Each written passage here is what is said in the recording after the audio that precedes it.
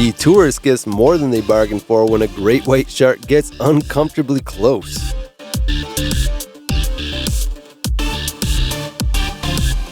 Instead of taking the bait, this very large shark decided to attack the boat violently instead.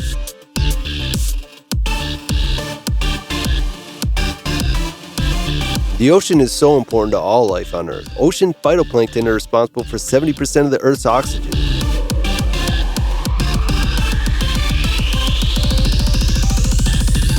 Look at the bite on that shark.